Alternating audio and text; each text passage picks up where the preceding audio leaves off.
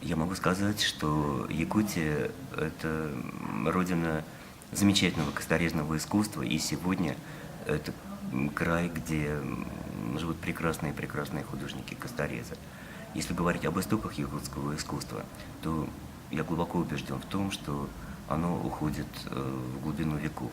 Дело в том, что на территории, очень близкой к территории современной республики Саха, были обнаружены изделия из бивня мамонта, возраст которых составляет 15, а по некоторым данным даже 20 тысяч лет.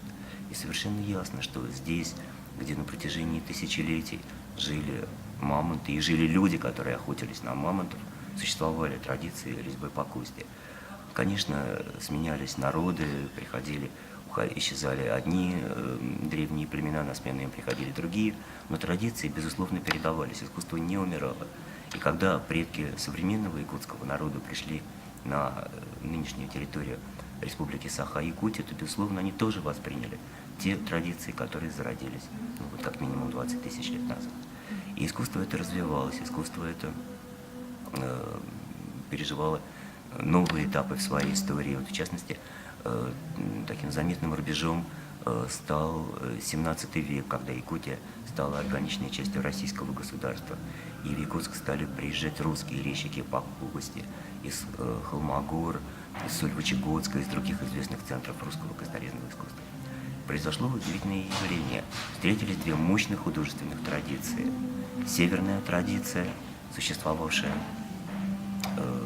здесь, в Восточной Сибири, и традиция, которую принесли сюда русские резчики по кости. Сложился интереснейший сплав искусства русского и якутского. И развиваясь, это искусство вбирало в себя художественные традиции из других сфер художественной деятельности якутского народа. Вот в частности, якутское косторезное искусство XVIII-XIX веков испытало определенные влияния тех художественных традиций, носителями которых были якутские резчики по дереву. И сегодня вот есть очень интересные параллели в работах якутских резчиков по кости и изделиях, выполненных якутскими мастерами, которые работали с деревом. Ну, а что касается искусства Якутии уже в 20 веке, ну, известно, какие замечательные мастера работали на территории Якутии. Ну, я могу сказать о том, что в Государственном музее Востока, это один из крупнейших художественных музеев Москвы, сотрудником которого я являюсь, есть целая коллекция якутских косторезных изделий, которые нам передали из музеев Московского Кремля. В Московском Кремле была коллекция якутских художественных изделий из кости, вот сейчас она является украшением нашей музейной коллекции. Ну и современное искусство Якутии, искусство 21 века, это тоже очень яркое художественное явление. У нас работают прекрасные мастера, которые начали свой творческий путь еще в 70-е годы 20 века и успешно продолжают его и сегодня. И передают молодежи, что является чрезвычайно важным. Если вот так конкретно сравнить якутского костореза, да, и чукотского, или ну вот в Магадане какие Вы знаете, ну вот работают? если мы говорим о именно чукотских резчиках по кости, чукчих и эскимосах, то это тоже очень древняя косторезная традиция. Ну, не знаю, можно ли считать такой же древней, как якутскую, но во всяком случае древнейшие изделия из кости, обнаруженные на Чукотке, имеют возраст в 4000 лет. Но там существует просто несколько иной вид художественного творчества.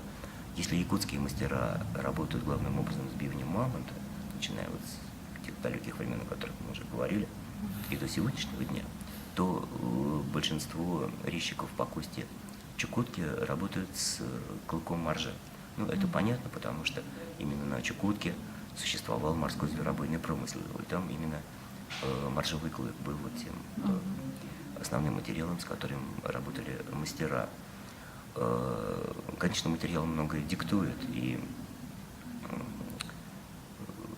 повлияло, безусловно, своеобразие мамонтовой кости на работу якутских резчиков по кости, а особенности бивня моржа на работы чукотских и эскимосских резчиков по кости. Но кроме того, на Чукотке появилось еще такое своеобразное явление, как сюжетная гравировка на моржевых клыках. Ну, это вот такое особое интересное явление.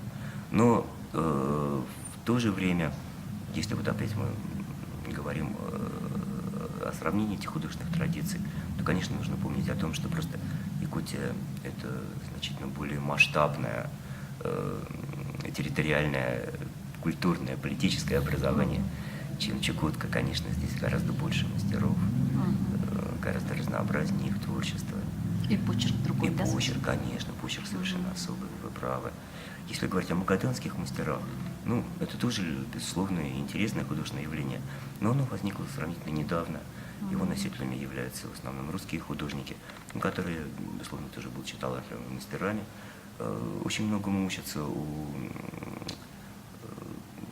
народных художников севера, перенимают очень многие традиции искусства и чукчи, и эскимосов. И я думаю, что культуры других северных народов, они тоже оказали влияние на творчество современных магаданских мастеров. Вот если позволите, я хотел еще вернуться к одному аспекту, связанному с развитием якутского, современного якутского искусства. Нужно сказать, что якутские художники-косторезы, ну, прежде всего, Федор Иванович Марков, Константин Меркурьевич Мамонтов, они оказали огромную помощь таймырским резчикам по кости. И вот сегодня, когда мы говорим о косторезном искусстве народов Сибири, то после Якутии, после Чукотки мы смело можем назвать Таймыр. Там возникла своя художественная школа в значительной степени благодаря помощи, которую ей оказали якутские мастеры.